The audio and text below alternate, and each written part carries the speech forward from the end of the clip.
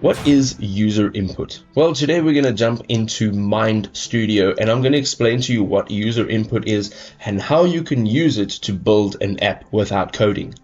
Now, before we get started with the video, there is a link in the description to get started with MindStudio. It is an affiliate link, so if you do click on it, you'll be supporting the channel because we'll be getting a small kickback. So, without further ado, let's climb straight into it.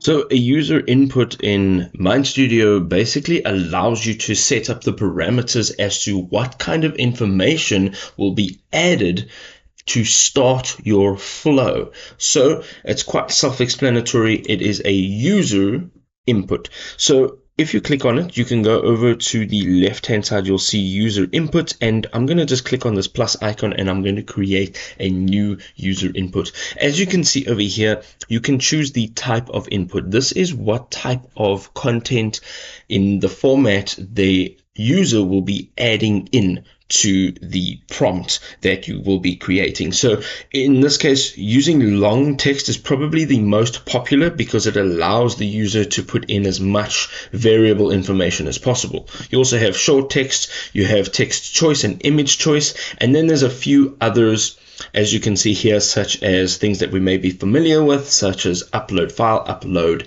image. Now, once you've chosen your type, you can also add a variable. So you can just say input, you can say input, whatever it is, and you'll be now using this in the future when you are adding it into your flow, and it'll look something like this. It'll have the curly brackets on the left and the right of it. But in this case, you're going to leave it just as is. You can also see over here underneath the configuration, on the right hand side, there's a label text, and type your answer here, and you can see that it actually matches here. So the label text is what is displayed just above here, and here you can say what is on your mind.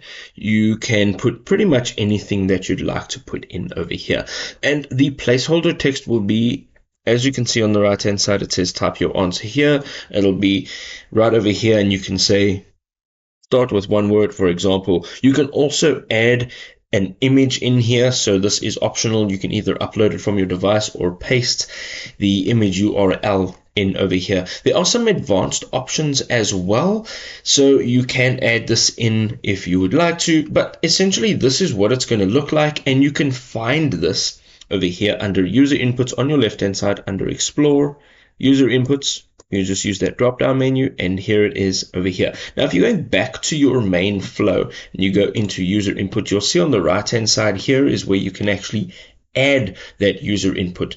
You can also change whether or not it's required, and if it's your first and only user input, it should be required. Otherwise you will not be able to continue with the rest of your flow.